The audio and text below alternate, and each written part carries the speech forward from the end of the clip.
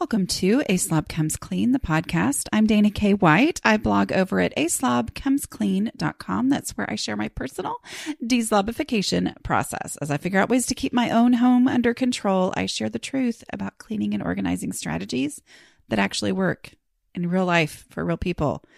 People who don't love cleaning and organizing. People like me. Thanks for joining me today. This is podcast number 236. And I'm calling it Mindsets for Major Changes, Decluttering Progress in the New Year or the New Decade. How's that sound? Yeah, we're going to be talking about mindsets for making major changes because this is the time of year. Guys, can you even believe that we have started a new year and we've actually started a new decade? Have we started the new decade or is it, I don't remember, whatever. But this is big. I mean, this is like a big moment. And because of that, there is a natural energy that happens that goes, this one's going to be different. It is going to be different. Things are going to happen over the next 10 years that you're not even you can't even imagine at this point. Y'all, I could realistically have grandkids in the next decade. I don't know. I'm not putting any pressure on anybody for that to happen, but it's super realistic. My mom at this age of her children, blah, blah, blah. I had kids, within, let's see, I'll have one who's 18 at the end of 2019. So yeah, by the time I was 28, I had kids. So yeah, it's a little bit crazy to think about all that can happen. But with that comes a natural energy to make changes. And that often, especially for people who happen to listen to my podcast, those changes that we're thinking about are changes in our home. So I just want to talk about that, kind of being in the right frame of mind to really make the changes and also not to trip yourself up and cause yourself to get more discouraged than you should be, blah, blah, blah. Got it? Okay. Just a reminder, if you are in a major decluttering mode right now, the number one thing I recommend for you to do is to get Decluttering at the Speed of Life, my book. You're listening to a podcast, which means you probably would enjoy the audiobook. It's available wherever books are sold in whatever format, paperback, Kindle, audiobooks, blah, blah, blah. But the great thing about an audiobook, it is available on digital platforms like, where you don't have to buy, you can get a CD, but anyway, it's available there, audible.com, wherever else. And you can start listening to it and start working at the exact same time. The reason I recommend the book, obviously there are a bajillion, like actually 236 now, podcasts for you to listen to for free. Do that. That's great. But the book is the progression. It's the mindsets and then it's the actions and it's the steps and it's all organized and put together. So, it will probably be very helpful for you, whether you've listened to all the podcasts or not. So that one is called Decluttering at the Speed of Life. I also have How to Manage Your Home Without Losing Your Mind, which is for the person who's just completely overwhelmed and is ready to say, you know what, whatever I've been doing for the last decade or two or three or four has not been working. And I need to start doing things differently because my home is a complete disaster. That's the audience who needs How to Manage Your Home Without Losing Your Mind. Go to aslobcomesclean.com/book. And you can find links to those in all the different places where they're available everywhere books are sold, in whatever format books are sold. So also wanted to remind you, the 5-day Clutter Shakedown, my video course is on sale through the end of January for $25. So anyway, just go to aslobcomesclean.com/shakedown and it will give you the information that you need to get that. Okay. So goals are great things, but sometimes there's problems with them. So let me just be clear. Words, schmerds. You guys, maybe it's because I've been talking to a microphone for a whole lot of hours now, like well over 100 hours of me blathering about decluttering and cleaning and organizing and all that kind of stuff. The things, because I talk about it, often different words help me at different times of my life. Like sometimes it's really important for me to think about and tell myself that the thing I need to be doing is straightening. Straightening is what I should be doing right now. Sometimes it's, okay, surface cleaning is what I need to call it. And whatever thing that I call it, or, cleaning up or picking up or all these different things, they all have their own nuances. And because I am a nuanced person, and so are you, because according to whatever you currently have going on in your life, whatever you currently have been fixating on in your home, whatever it is, we all are nuanced. And so those things, different ways to think about things, as long as it spurs me on to make actual progress, that's great. Okay. So, I hear people often say, and I've said it, I have totally said it, resolutions don't work because blah, blah, blah. Well, you know what? Sometimes they do. Why do you think people have been saying resolutions forever? And why do you think there are people out there who go, guys, I made a resolution 3 years ago and this is the result? And I mean, it really, there's nothing wrong with using any of those words as long as it's actually helpful for you. So I just kind of want to talk about the word gold. So there's goal, not gold. What's the good of goals? Well, it is great to set goals, to decide where am I going to put my focus? Because I got to figure out where I'm going to put my focus, or I'm not going to be focused and I'm not going to get anything done. Okay. So identifying problem areas that you want to change in your home or in your life, identifying and setting out what it is that you want to accomplish. Like, where do I want my home to eventually be? Do I want it to be ready for a photo shoot for a magazine at any point? Great. Good for you. I will never be there. I've given up on that. Or do I want to be able to entertain on a regular basis? Do I want to be able for my kids to have their friends come over? So identifying goals is a great thing. The problem with goals is that sometimes they're for things that are never finishable. And yet, because we've identified it with the word goal, it feels like it should be over, like a soccer goal. You make the soccer goal and that goal is on the scoreboard and it's done and that's over. And we're moving on to the next goal, trying to rack up the score there. Listen to me talking about sports. Anyway, but goals in your home can tend to be frustrating because if you're thinking of it as, I am going to get my home to the point where my kids can invite a friend home from school, without me freaking out, and I work on it and I get to that point, there is continual work that has to be done. Okay. I mean, if you've listened to How to Manage Your Home Without Losing Your Mind, or if you've read it, or if you've listened to pretty much any podcast ever, you know that doing the dishes every single day is the most irritating and yet most impactful thing for keeping my house under control. And it never stops. So the fact that my kid can have somebody come over one day does not mean that it's over with. But when I start to go with, I'm going to have a mindset change about what goals are, I'm going to get my house to the point, which is achievable. I'm going to get to my house to the point both through decluttering and also through really, truly, consistently putting daily habits into place. If I'm going to do that, then it's going to be achievable with minimal notice for me to let this friend come in the house. Okay? And let me just say, I let my kids' friends come over when it's not perfect. It's never perfect, but even when it's not at all perfect. And that is different than it used to be. So that is a mindset change that I've had, but partly it comes from the reality that the house is so much better than it used to be. It's not covered in clutter. Okay. A 5-minute pickup does make a huge impact. And I can get it, to where it's not just gross and disgusting pretty quickly and easily. And it generally is not gross and disgusting, but you know what I mean?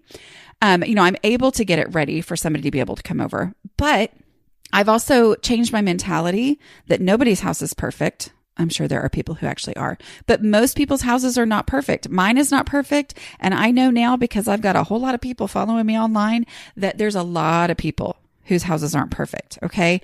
And so their party ready is not what I should be aiming for, to have a 14-year-old come over to my house. See what I'm saying? But here's the other thing. There is just a mental change that happens when I know for a fact that I'm really just a little behind, as opposed to the feeling of complete failure back when I truly did not know what to do because my house was a constant and total disaster. And because I used to clean for a party, love the way my house looked, and then within 3 days, it was back to worse than it was before I started cleaning for the party. And I didn't know what had happened in those 3 days. Okay. I didn't know how it went from party ready to total disaster. Now I know. Now I feel confident that the things that I do on a regular basis are exactly what I need to be doing. And they are the things that keep my house running smoothly. And because of that, when I do get behind, I'm like, you know what? It's been a busy week and I'm behind. Sure, have your friend come over. As opposed to, we could never have people come over. I'm so sorry, but it just can't happen. I'm sorry. I don't know why the house is this way. I'm a failure as a mother. I mean, like, there's a difference there. There is a mental shift of, you know what? People get behind. It really has been busy, as opposed to me, the way I used to be, going, well, I've been so busy, but it actually looks like this all the time.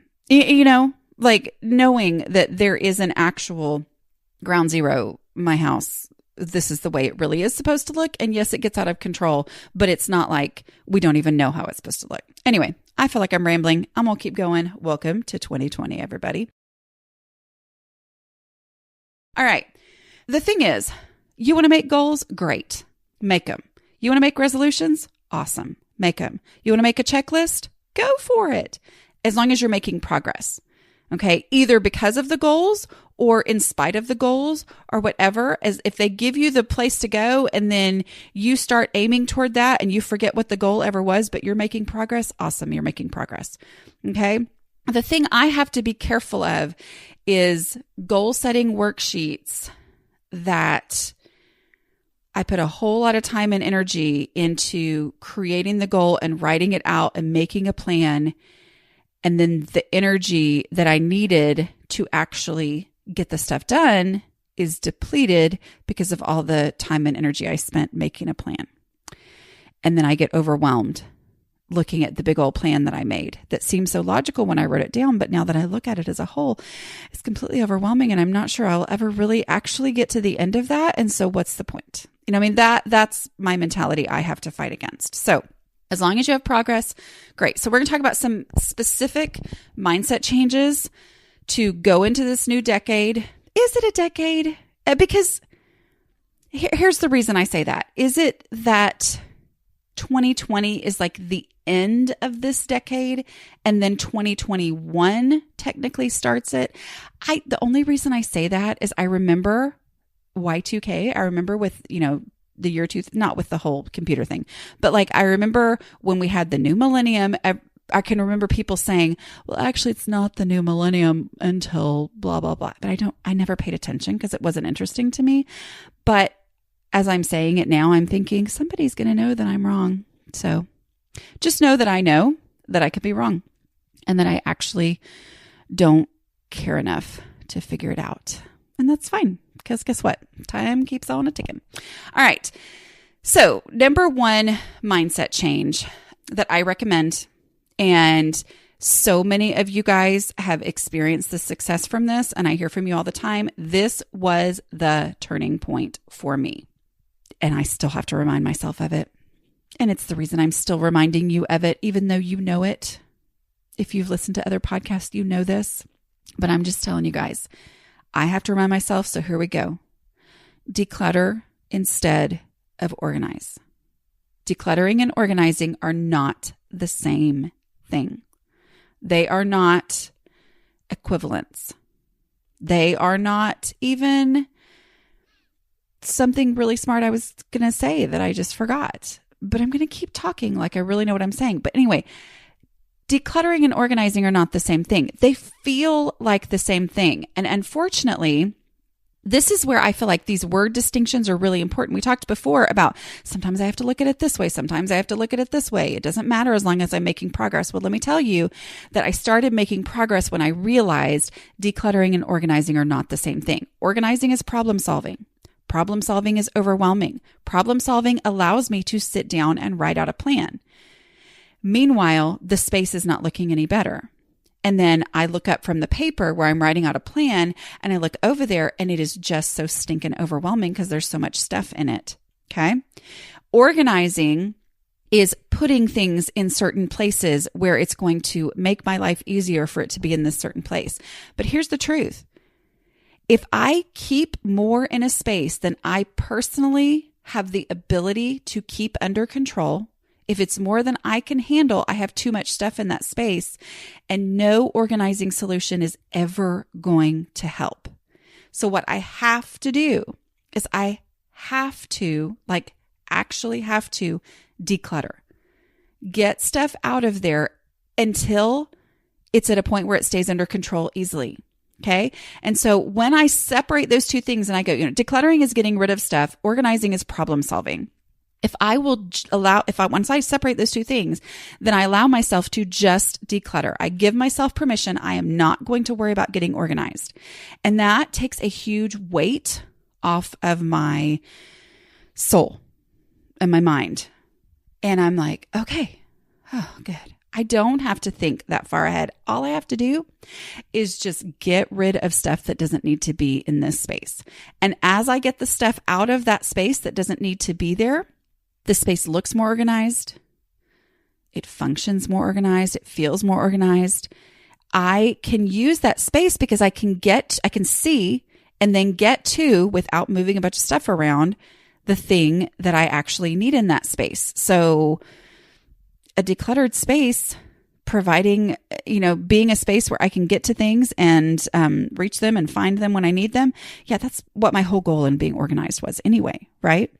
So just removing the stuff that I don't need feels a whole lot less overwhelming than getting that space organized. And yet it achieves the purpose I wanted to achieve always when I thought I needed to get organized. Okay. So I know you can say, and it's perfectly fine for you to say it, well, I'm going to declutter now and then eventually I will organize. That's fine.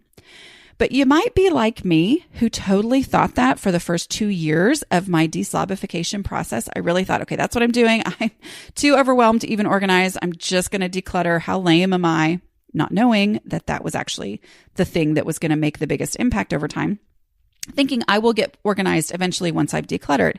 And then it turned out that just getting the stuff out of my house, just decluttering, achieved what I had always wanted. And I never did have, on so many spaces, I've never had to go, okay, now I've got to find an organizing solution now that it's decluttered. Most spaces, the organizing solutions revealed themselves. Like, oh, once I've decluttered down to the point where I only have things in the places where I look for them, and I only have what will realistically fit inside these different drawers and things, it's organized.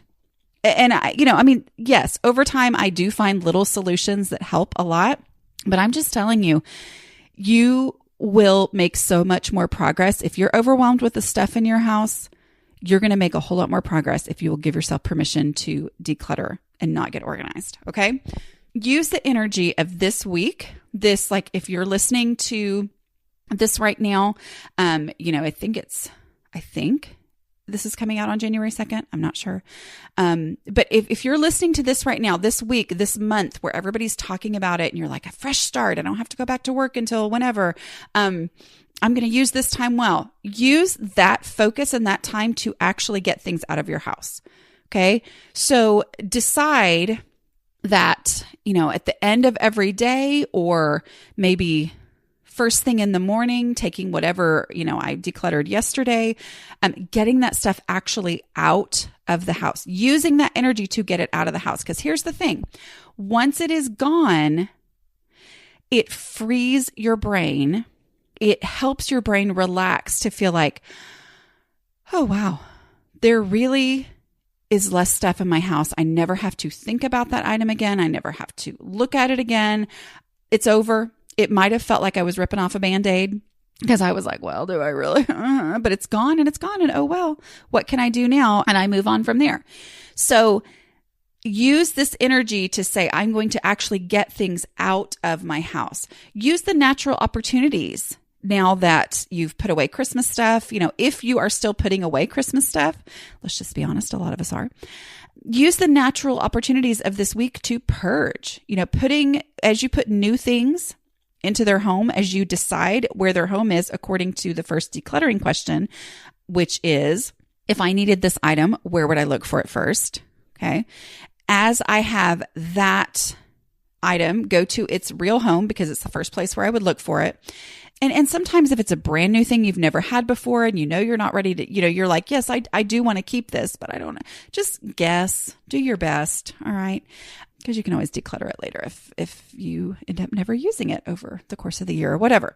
But as you decide on this place, because it's the first place I think I would look for it, as you get there, you may have to create space for it. Use that natural opportunity of one in, one out, space for space. Meaning, if I get a new set of pots and pans for Christmas, and I was excited to get a new set of pots and pans for Christmas, I can't just shove them into my kitchen cabinet with my old pots and pans. Okay. There might be part of me that goes, well, what if these were dirty? Or what if I don't like these as much as I thought I would? Or what if blah, blah, blah? You're going to have to create the space. Okay. You have to create space to put the new stuff away. So use those natural opportunities to get stuff out as you put your Christmas stuff back into storage. Those storage boxes that come out of the attic and you see that they're half full because of things that you never put out for Christmas this year, get rid of that stuff as best you possibly can. Even if you can't get rid of all of it, get rid of the stuff that's emotionally easy for you to purge out of there. Okay. Get rid of the trash, get rid of the does, get all of the stuff that doesn't break your heart. Okay. Out of there, it's going to free up space. And all these things are going to help you start building momentum and confidence. All right. And know that even though that stuff up in the storage thing, you're helping yourself for the next 10 years because you're not going to have to get that out of the attic again or the basement or wherever you live. Not that you live in the attic or the basement. What I meant is we don't have basements in Texas, which I find very sad. Anyway, because I'm pretty sure a basement would solve all my problems. I'm just kidding when I say that. And remember too that, if you have a fear of fizzling because you've fizzled a lot in the past, fizzling after starting to declutter my way, the progress and only progress way, because you're taking everything to its final destination immediately, instead of making piles of things to, deal with later or keep boxes or things like that. If you're afraid of starting to fizzle, decluttering my way means you're never stuck in a place where, oh my goodness, I've got more to do when you fizzle. You've only made progress. And that's way better than fizzling at some point in the organizing process when you've shoved everything to one side while you deal with something else. Okay. I mean, the progress and only progress, I'm just telling you, if you can get that mindset down, it's huge. Again, those of you who are brand new, the progress and only progress happens when every single thing that you take one item out at a time. You never pull everything out of a space. Take one item out at a time and make a final decision about it according to my steps of decluttering. Okay. Which is, it either goes in the donate box, which is donatable and it's going to leave your house, or it goes to its, final destination, its home. Okay. And my decluttering process, which I talk about in podcasts and in the books, tells you exactly how to make those decisions, because I know it sounds a little daunting for people who struggle with this stuff. As you get into this new decade, as you have this surge of energy that things are going to be different this year or this decade, give up on doing things the absolute perfect way. Give up on idealism. All right? Because big desire for changes often makes you think, okay, I'm going to do it now and I'm going to do it right. And that's great. And there's a lot to be said for doing something right the first time. And yes, great. But if you're sitting in a house full of clutter and you don't like that house and it's frustrating to you, maybe go, okay, so that has not served me well, this whole wanting to do everything perfectly. So let's focus on getting stuff out. So for example, when I say that, one of the things I'm talking about is be willing to give stuff away. Okay. Giving stuff away is giving stress away. Place value on stuff being gone from your house. Okay. I am a huge fan of donating. I have tried it all. I've tried all the different ways. I've tried to give the exact right things to the exact right places. I have sold things. That's part of how I got into this mess, was selling on eBay and seeing dollar signs on every item in my home. I have done it all. And I'm just telling you, I came to the point where I realized, okay, if I just donate this stuff, it's gone. And the time between making a decision that it can leave my house and me never having to think about the item again ever in my entire life is cut down drastically. Like the whole, oh, that's gone, I don't have to think about that again, comes so much faster when I donate. And there's a lot of value in that. Okay. So make a decision that getting the stuff out is the most important part. Okay. If you can't bring yourself to donate every single thing, give yourself permission to donate a lot. Okay. Even if there's something that you think, I can't donate that. I'm pretty sure that could be worth money. I just can't donate that. You know that my recommendation is to go ahead and try to sell the one thing you're the most sure is worth a lot of money so that you can figure out how much time it takes to sell things, what the best way to sell things for you is, all that kind of stuff. But go ahead and say, I'm going to donate a lot of stuff.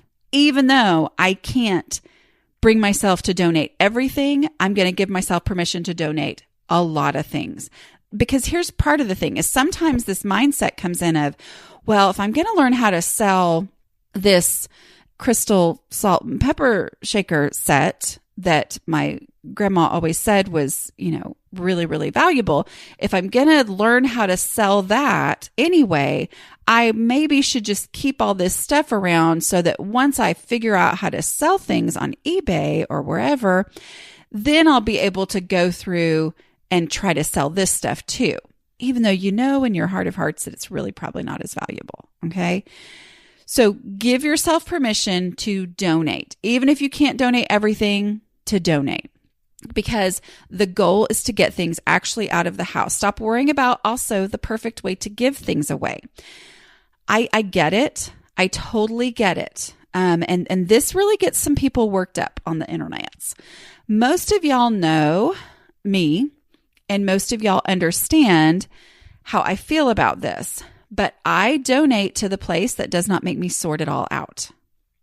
And when I say that, what I mean is I don't set aside a pile of stuff that I think would be great for so-and-so's kids. Or, oh, you know what? So-and-so's cousin is having a baby. I'm going to put all my baby stuff into here and see if she wants that. No, I throw it all together. If a place tells me they don't take clothes, well, they don't get any of my stuff.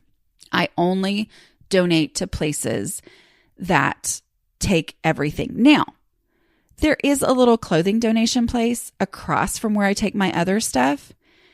If it's easy, like across the street, literally I can park in one place and take them to both places. If it's easy for me to separate out some clothes, like it just so happens that an entire box is full of clothes because I filled up the whole thing while I was decluttering a closet, well, I'll take that over to the clothing place if I have time that day to, walk across the street with this box of stuff. But my main goal is just to get it out of my house. Does that make sense? I have to do that. I can't do things the most perfect way because if I do, I know from experience that when I try to separate all that stuff out, it just sits in my house for longer because it becomes something that I'm not done with, but something on my to-do list. And I want it to be something that is finished and over with. You know how I talked about, trying to set up times to, make it part of your week this week or your time to actually get the stuff to a donation place. And you may figure out the best donation place. If you're working for 3 or 4 days in a row and you're like, I'm going to actually donate this stuff every single day or every single time the next morning, you may go one place And then your friend who you're talking to and you're like, oh, I was dropping off at such and such place today. Your friend says, oh, well, I like to go to this place. They come to your car and they get it out for you. And you're like, oh, okay. You might learn things through the course of that. But the main goal is just to get it out, just to get it out of your house. And I had a podcast, I think it's been 2 years ago now, where I interviewed somebody from Goodwill. And we talked about what happens to the stuff that comes through their facility. And it's Goodwill Dallas. Now, people get real worked up about Goodwills. Like, I guess because, and it's one of those things where I go, you know what? They take my stuff and I view that as a service. Okay. I do not view the person taking my stuff as, oh, bless their hearts. I bet they're so grateful for all my junk. I don't view it that way. I view it as, oh my word, seriously, you'll take all this stuff and I don't have to deal with it anymore. Thank you, thank you, thank you, thank you. Okay, so that mindset shift is also really important too. I don't actually, to me, it doesn't feel like charity to give my stuff away. It feels like they're doing me a service. So that's how I view these things, okay? And I know people get worked up over Goodwill and that's fine. And I always see somebody sharing this kind of stuff. And here's the key. If you actually get stuff out of your house after doing all the research, great. But if you read those articles and you go, well, now who do I give my stuff to? Now it's just sitting in my house. And y'all, that's the majority of people like me. I'm sorry, it is. It's what, if you're listening to this podcast and you've been listening for a long time, there's a really good chance that you're the person who reads that kind of stuff, feels guilty and goes, and then it's just stuck in your house. And that is not an option. But my point of saying that 2 years ago, I did that podcast with her is she talked through what they take, what they don't take, what happens to things. You guys, they do so much, at least the one in Dallas, they do so much recycling. Like all the computer parts and the cords and the things that you go, well, there's actually some little strip of metal in there that could be recycled. And who do I take this to? And they do all that. They have people that's their jobs. Like they're providing jobs for these people. That's their business. That's their model, as opposed to, as far as I know, and don't quote me on this, but my understanding is, some thrift stores are making money to donate to, or to give to, certain causes. My understanding, again, I'm not promoting, I'm just saying, this is my understanding, is that their model is to provide jobs to all these people who are doing this stuff. Whatever, I don't care. The point is, go listen to that. If you freak out over this kind of stuff, go listen to that, because it honestly might make you feel better and go, oh, so that single shoe, yeah, they take single shoes and they do something with it so that it's not just going into the trash. And so whatever you need to do to let it go, or if you just need to have some lady on the internet, on a podcast, coming to you from Texas saying, you know what, just donate it to whatever place will either pick it up from your house or doesn't make you sort, or whatever actually helps you get it out of the house. Because here's the thing too, if you want to be that idealistic person, once you are donating on a regular basis and you feel confident in the fact that it's actually going to serve your house well to donate a small little 12-inch by 24-inch box full of stuff, then you very well might have a little bit more mental energy and wherewithal to figure out the very most perfect place to go donate it. But if you are looking at your house going, I think it's going to be truckloads worth of stuff, you don't have time to do all that, because that is real easy to go down that rabbit hole and your house stays just the same and you're not actually making progress. Okay. So get that mindset of getting stuff out of my house is the goal. Got it? Okay. I'm going to be talking about some other mindset things coming up, because mindset changes make a big impact. Did you guys listen to the podcast that came out last week with Maddie? This is all me assuming that everything has gone perfectly, technically. But I loved this podcast with Maddie. And one of the things that I shared in the little thing she had written to me after was the progress that she had made through mindset changes over the course of 3 years, and how her home is different. It's not perfect, but it's different, and she likes it, and and it just has helped her in a lot of different ways. And so mindset changes are hugely impactful. And always remember that mindset changes are most valid when they actually produce real progress that you see and that you experience. Okay. Don't forget, you can get 5-Day Clutter Shakedown on sale right now. Go to aslobcomesclean.com/shakedown. And don't forget that the books will be a lot less rambly than this. All right. Talk to you guys later.